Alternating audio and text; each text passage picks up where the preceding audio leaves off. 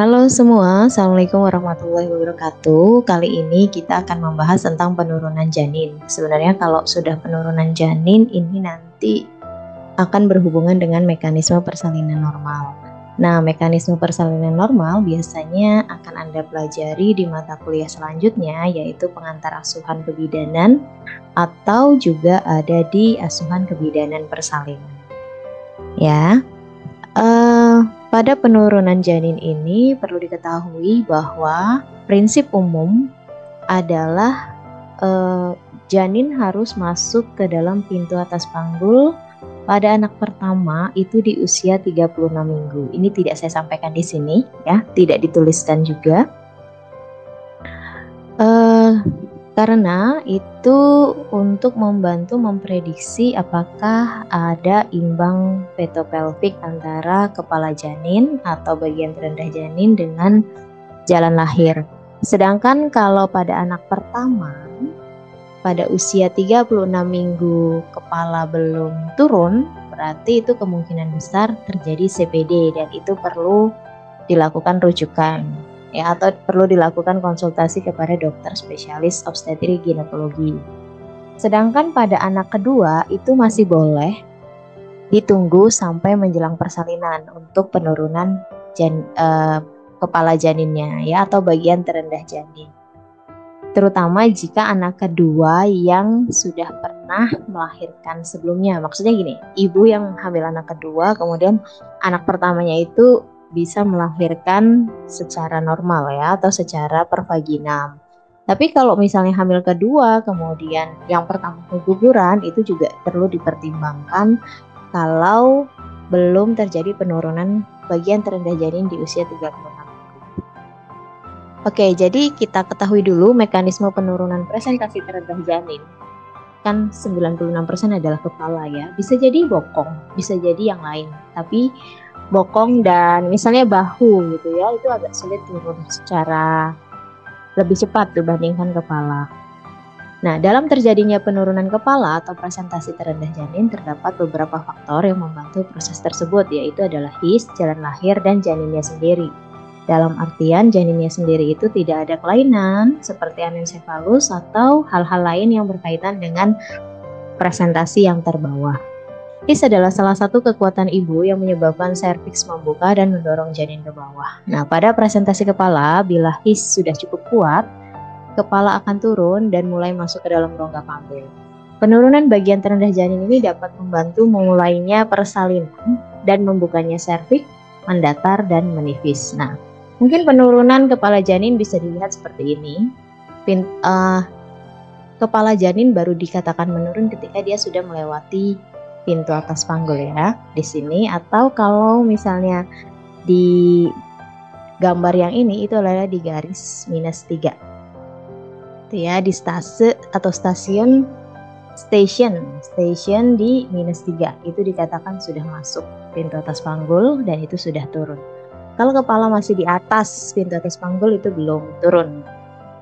Kemudian engagement atau masuknya kepala itu melintasi pintu atas panggul, ya ini ada garis, dapat dalam keadaan sinklitismus. Nah, ini sinklitismus ya, apabila arah sumbu kepala janin, sumbunya ini ya, yang tegak lurus dengan ubun-ubun besar, itu tegak lurus dengan PAP, pintu atas panggul ini sinklitismus. Tapi dapat juga masuknya kepala dalam PAP dapat dalam keadaan asinklitismus. Ini asinklitismus anterior ya. Kalau arah sumbu janin miring dengan pintu atas panggul. Nih, miring ya, begini. Nah, kalau ini anterior karena dia dekat di simfisis pubis. Yang ini posterior karena kebalikan dari asinklitismus anterior, atau bisa dibilang lebih dekat ke promontorium. Asinklitismus anterior jika sumbu kepala membuat sudut lancip ke depan di bidang PAP, sedangkan asinklitismus posterior adalah kebalikan dari asinklitismus posterior. Anterior ya, mohon maaf itu. Kemudian fleksi. Setelah kepala masuk engagement, langkah selanjutnya adalah kepala janin itu fleksi, menekuk ya, mendekat, dagunya mendekat ke dada. pada saat memasuki ruang panggul dengan ukuran yang paling kecil, karena di sini berlaku diameter suboccipitobregmaticus dan circumferensia suboccipitobregmaticus. Ini diameternya. Dan mohon maaf, ini diameternya nih yang putus-putus. Kemudian untuk sirkumferensianya yang ini ya. Kenapa berbeda? Ini kan ini bregma, ini dahi sih. Mohon maaf, ini dahi. Jadi sirkumferensianya yang ini ya, memutar. Kondisi fleksi ini bertahan sampai kepala di dasar panggul. Nah, ini posisinya. Jadi ketika dia masuk, ini posisinya posterior ya, fontanelnya. Ya, ketika dia fleksi itu masih sama. Setelah fleksi itu ada putaran paksi dalam, di mana kepala yang turun menemui diafragma pelvis yang berjalan dari belakang atas ke bawah depan. Anda harus ingat sumbukarus ya.